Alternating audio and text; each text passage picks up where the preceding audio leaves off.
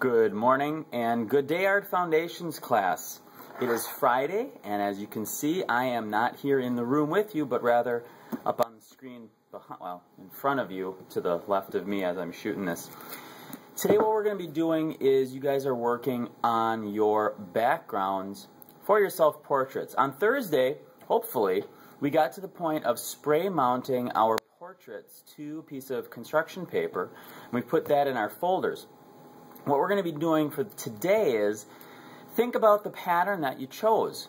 Remember, we're using it as a symbol to represent who you are. You've used some of those lines in the portrait, hopefully, to represent who you are also. Zigzags, curves, are you very vertical and horizontal?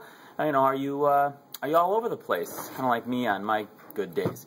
Anyway, what we're going to do is use that background to represent us.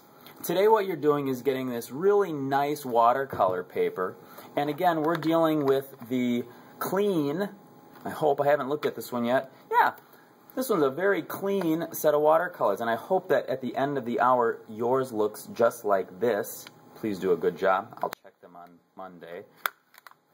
And we're going to begin, and you might even finish, but I hope not. I hope you don't quite get done. I think this is a long process that you should take your time on. But we're going to work on our backgrounds. Remember, the background is going to represent you. But for it to really be a pattern, it has to have a motif. And that motif has to be one thing that repeats. Remember, we've got a lot of different types of patterns also.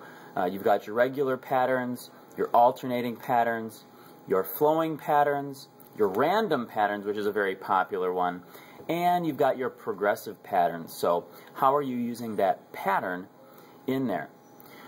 We also have a lot of different types of watercolor technique that you guys have been going over and have finished on Thursday, I hope.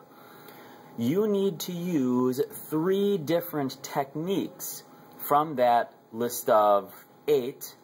Adding salt counts as a separate one. And actually we've got 8, 9, 10. I think we have 10 different sorts of patterns that you can use. Or not different types of patterns, but different types of watercolor techniques. So take a look at that sheet as your reference and decide which ones you're going to use. We spent time creating multiple solutions to this problem of background. So I really hope that you're using those drawings we did a couple of days ago as your reference point, as your starting spot for these. That is about it. 7th hour's sketchbooks are due today, so at the end of the class, after you have generalized and reflected back on this hour, please stack them up nicely, neatly, ziggy-zaggy on the kitchen table, and that'll do it.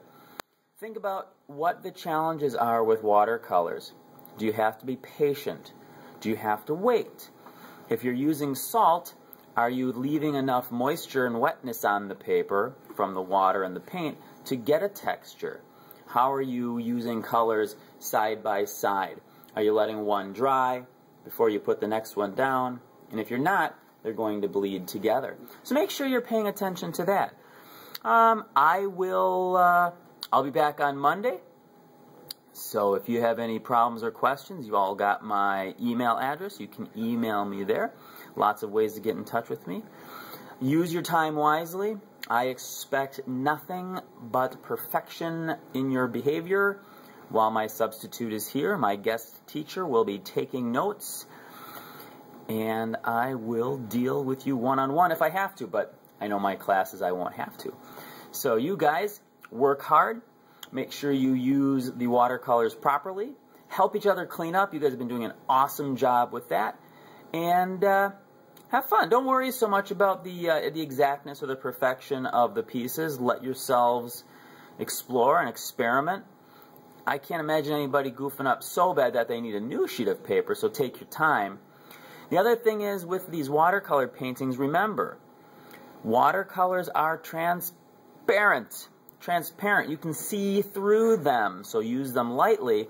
And the other thing is, if you're using pencil to draw out your ideas to start with, make sure that you use it lightly, very lightly.